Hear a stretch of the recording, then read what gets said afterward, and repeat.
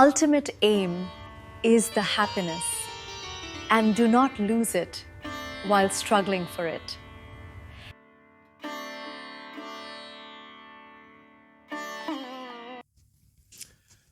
नमस्कार मित्रांनो, स्वागत आहे तुमचं आनंद मंत्रमध्ये.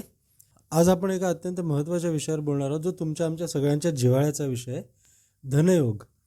सर्वप्रथम एक मूलभूत प्रश्न, धनयोग म्हणजे नक्की काय? तर वैदिक ज्योतिषशास्त्रानुसार जेव्हा जन्मकुंडलीतला दुसरा भाव 11वा भाव म्हणजे लाभ आणि धन याचा संबंध 5वा 9वा 10वा भावाशी येतो, त्यावेळेला धनयोग तयार होतो. आणि हे या भावांचे स्वामी जेव्हा एकमेकांशी शुभ संबंध देतात तेव्हा धनयोग होतो. आणि धनयोग म्हणजे फक्त पैसे मिळणं असं नाही, तर त्या पैशाचा आपल्याला सुख उपभोगता येणं, आपली कॅपॅसिटी किती आहे, पैसे कमवण्याची पोटेन्शियल काय आहे, हे आपल्याला धनयोगामध्ये पाहता येतं. आता सगळ्यात पहिल्यांदा काही कॉन्सेप्ट आपण समजून घेऊ ज्या महत्त्वाच्या आहेत. इथे आपण लिहिले बघा, लग्नानुसार धनयोग. तर लग्नानुसार धनयोगचा अर्थ म्हणजे थोडक्यात सांगतो तुम्हाला. आपण जनरली भविष्य बघतो, कुंडली बघतो, ती चंद्राप्रमाणे बघतो. पण चंद्र आपला कुंडलीत ज्या राशीत आहे ती आपली रास असते, त्यानुसार बघतो. आणि ज्या वेळेला लॉंग टर्म पत्रिका बघतात त्यावेळेला लग्नानुसार बघतात. लग्न म्हणजे जन्मसमयी पूर्वक्षितिजावर जे उदित असतं ते लग्न असतं. या पत्रिकेमध्ये इथे हे जे पहिलं स्थान आहे याला लग्नस्थान म्हणतात. इथे एक आकडा आहे, याचा अर्थ मेष रास आहे. इथे कोणतीही रास असू शकते, म्हणजे थोडक्यात तुमचं लग्न आणि रास ही वेगळी असते किंवा एक पण असू शकते. जर लग्नस्थानी चंद्र असेल तर चंद्र आणि रास एकच असते. आय होप हे तुम्हाला लक्षात आलं असेल. आपण लग्न म्हणजे ॲसेंडंटनुसार हे योग पाहणार आहोत. आणि हे एक नोट करून ठेवा, इथे मी राशी क्रमांकाने ओळखल्या जातात, 1 ते 12 म्हणजे मेष, वृषभ, मिथुन अशा प्रकारे. तर मी ते राशीचे ते क्रमांक, राशीचं नाव, राशीचा स्वामी याचा आत्ता आपल्याला इथे संबंध येणार आहे. राशीचा स्वामी आणि त्या ग्रहाची, त्या म्हणजे मेषेचा स्वामी मंगळ असेल तर मंगळाची उच्च रास कोणती, ही 10 म्हणजे मकर आणि नीच रास 4 म्हणजे कर्क. हे कोष्टक दिलेलं आहे, हे तुम्हाला रेफरन्सला इथे उपयोगाला पडेल. आणखी एक आपल्या शास्त्रात कॉन्सेप्ट दिलेली आहे. आपल्याला जन्माचे उद्दिष्ट म्हणून आपल्याला 4 गोष्टी सांगितलेल्या आहेत, धर्म, अर्थ, काम आणि मोक्ष. आणि या 4ही गोष्टींना 3-3 स्थानं आपल्या इथे दिलेली आहेत. पैकी हे 2 नंबर म्हणजे दुसरा भाव, 6वा भाव आणि 10वा भाव हा अर्थत्रिकोणाचा भाग आहे. आणि हा लाभ भाव हा सगळ्यांचाच कॉमन लाभ भाव असतो, म्हणजे गेन कुठला आपल्याला होणार की नाही, आपलं काम यशस्वी होणार की नाही याच्यासाठी.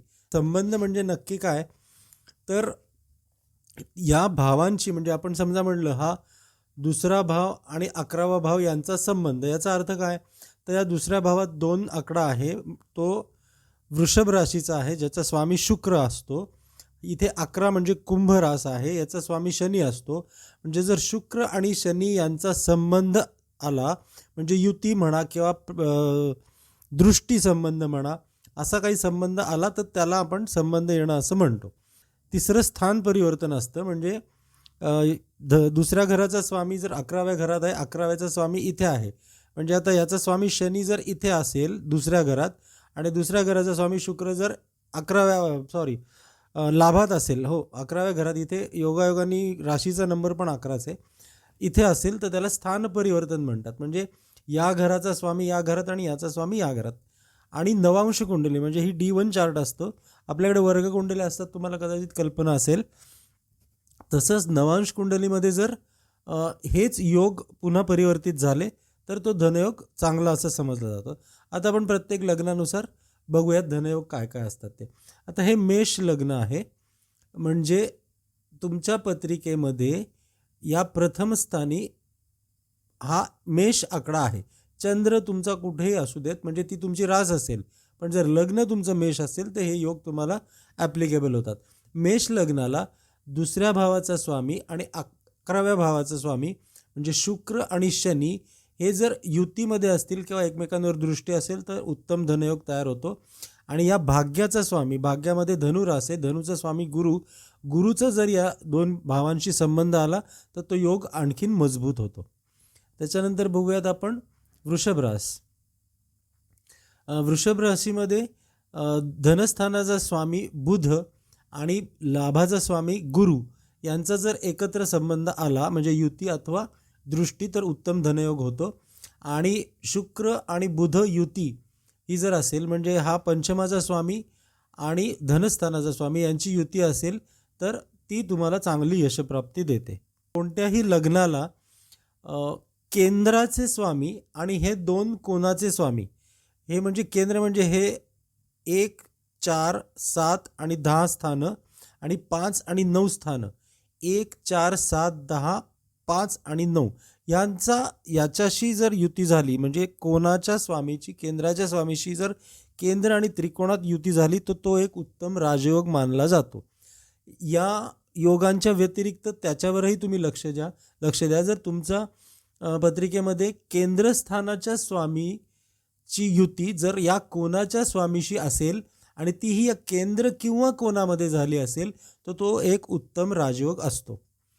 आणि आता बाकीचे आपण लग्नप्रमाणे बघूयात.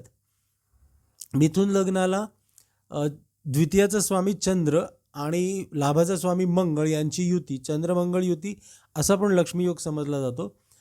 तो याच्यासाठी चांगला धनयोग आहे. आणि बुध आणि शुक्र जर एकत्र असतील म्हणजे या चतुर्थ स्थान आणि पंचम या स्थानांचं म्हणजे शुक्र आणि बुध जर एकत्र असतील तर तो उत्तम धनयोग तयार होतो.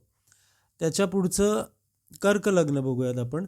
कर्क लग्नाला धनस्थानाचा स्वामी सूर्य आणि लाभाचा स्वामी शुक्र यांची युती धनयोगकारक समजली जाते. आणि गुरु हा भाग्याचा स्वामी आहे. हा जर धनभावाशी जोडला गेला त्यानंतर या पत्रिकेला मंगळ योगकारक आहे, कारण मंगळ दशमाचा आणि पंचमाचा म्हणजे एका केंद्राचा आणि एका कोणाचा स्वामी आहे. त्याचा जर या 2-3 ग्रहांशी संबंध आला किंवा भावांशी संबंध आला तोही अतिशय उत्तम धनयोग होऊ शकतो. आता आपण सिंह बघूयात. सिंहेला धनस्थानचा स्वामी बुध आणि बुध हा लाभ आणि धनाचा स्वामी आहे आणि त्याचा संबंध जर शुक्राशी आला म्हणजे या दशमस्थानाशी, हे आपलं करिअरचं स्थान असतं, तर उत्तम धनयोग तयार होतो. त्याच्यानंतर सूर्य आणि बुध, सूर्य लग्नेश आहे आणि बुध लाभेश आहे म्हणजे बुधादित्य योग जो तयार होतो तो या पत्रिकेला या लग्नाला अतिशय चांगला असतो. आणि मंगळ या पत्रिकेत योगकारक आहे कारण तो चतुर्थाचा आणि नवमाचा स्वामी आहे.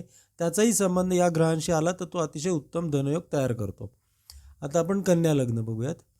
कन्या लग्नाला धनेश शुक्र आणि लाभेश चंद्र यांची युती धनयोगकारक असते.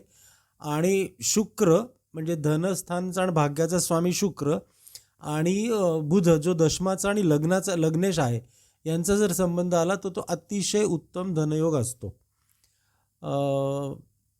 त्याच्यानंतर तुळ लग्न. तुळ लग्नाला योगकारक शनी असतो कारण तो चतुर्थाचा आणि एका केंद्राचा आणि एका कोणाचा स्वामी आहे. आणि लग्नेश शुक्र असतो. योगकारक जो हा शनी आहे तो जर दुसऱ्या किंवा 11व्या भावाशी संबंधित असेल तर तो चांगला धनयोग बनवतो. आणि दुसरं म्हणजे धनेश मंगळ आणि लाभेश मंगळ आणि लाभेश सिंह राशीचा मालक सूर्य यांचा जर संबंध आला तर तो अर्थप्राप्तीच्या दृष्टीने अतिशय उत्तम धनयोग तयार होतो. याच्यानंतर वृश्चिक लग्न बघूयात. वृश्चिक लग्नामध्ये धनाचा स्वामी म्हणजे दुसऱ्या स्थानाचा स्वामी गुरु आणि लाभाचा स्वामी बुध यांचा योग धनयोग तयार करतो. आणि जर मंगळ मजबूत असेल, मंगळ हा लग्नेश आहे आणि मंगळ जर मजबूत असेल तर स्वकष्टातून, स्वतःच्या स्थानात मंगळ असल्यामुळे स्वकष्टातून अपार यश प्राप्ती होऊ शकते. धनु लग्न बघूयात. धनु लग्नाला धनेश शनी असतो आणि लाभेश शुक्र असतो. त्यामुळे शनी शुक्राचा योग, युतियोग, दृष्टियोग हा अतिशय आर्थिकदृष्ट्या चांगला समजला जातो. आणि गुरु लग्नेश असल्यामुळे, गुरु मजबूत असेल तर हा योग आणखीन वृद्धिंगत होतो. प्रत्येक लग्नासाठी महत्त्वाचं काय एलिमेंट आहे याची टीप एक खाली 2 वाक्यात इथे दिलेली आहे, ती पण तुम्ही पाहू शकता. तर मकर लग्नाला योगकारक शुक्र असतो कारण तो पंचमेश आणि दशमेश असतो. तर आणि धनेश शनी असतो, लाभेश मंगळ असतो. शनी आणि मंगळ यांचा योग धनकारक होतो. आणि योगकारक शुक्र म्हणजे चतुर्थेश आणि पंचमेश जर धनभावाशी लाभभावाशी जर संबंधित असेल तर तो उत्तम धनयोग समजला जातो. त्याच्यानंतर कुंभ. कुंभमध्ये धनेश गुरु आणि गुरु हा धनेश आणि लाभेश आहे आणि गुरु आणि शनी कारण तो लग्नेश आहे यांचा संबंध धनयोगकारक असतो आणि याही लग्नाला शुक्र एका केंद्राचा आणि एका कोणाचा स्वामी असल्यामुळे राजयोगकारक असतो आणि या शुक्राचा जर याच्याशी संबंध आला गुरुशी आणि शनीशी तर तो धनयोगकारक असतो. शनी लग्नेश असल्यामुळे आणि गुरु धनेश आणि लाभेश असल्यामुळे. त्याच्यानंतर आपण मीन लग्न बघूयात. मीन लग्नाला मंगळ जो धनेश आहे आणि शनी जो लाभेश आहे यांचा संबंध धनयोगकारक समजला जातो आणि गुरु जर चांगला असेल गुरु दशमेश लग्नेश असल्यामुळे तर या योगाची वृद्धी होते, या योगाची उत्तम फळं प्राप्त होतात. आणि या व्यतिरिक्त तुम्हाला जसं सांगितलं तसं केंद्राचे स्वामी आणि या कोणाचे स्वामी यांचा जर युती योग केंद्र किंवा कोणात असेल तर तो एक उत्तम धनयोग असतो. आणि हे एक्झॉस्टिव्ह नाही आहे, हे खूप महत्त्वाचे असे काही धनयोग आहेत. इतरही अनेक योग असतात, ग्रहांचं बळ असतं, पुष्कर नवमांश असतं, अनेक गोष्टींनी धनप्राप्ती होऊ शकते. फक्त हे जे मुख्यत्वे आहेत ते योग तुम्हाला इथे सांगितलेले आहेत. आणि हे लक्षात ठेवा की धनयोग म्हणजे धनयोग आहे म्हणजे तुम्ही श्रीमंत असं नाही आहे. धनयोग तुम्हाला श्रीमंत होण्याची शक्यता किंवा तुम्हाला कोणते संधी उपलब्ध आहेत, कोणती दारं उघडी ते दाखवतो. चालावं तुम्हालाच लागतं. कर्म आणि डेस्टिनी किंवा फेट हे 50-50% काम करतं. तुमच्याकडे लॉटरी लागलेलं तिकीट आहे पण ते तुम्ही कपाटात ठेवले, तुम्हाला त्याचा काहीही उपयोग होणार नाही. तुम्हाला ते जाऊन एनकॅश करावं लागतं. तद्वत तुम्हाला स्वतःला प्रयत्न करून तुमचे धनयोग हे ॲक्टिवेट करावे लागतात. आणि असं पण होतं की कर्म आपण इतकं वाढवलं, 50% हा भाग 50% तो भाग, पण 50% कर्माचाच भाग आपण जर 70%पर्यंत नेलं तर बंद असलेले यशाचे दरवाजे पण तुम्ही उघडू शकता. तर दोन्ही गोष्टीला प्राधान्य द्या. फक्त जर धनयोग असतील तुम्हाला मार्गदर्शन मिळेल, तुम्हाला कुठून संधी आहे किंवा कुठून तुम्हाला सहज साध्य होतील गोष्टी हे तुम्हाला नक्की याच्यामधून कळतं. धन्यवाद.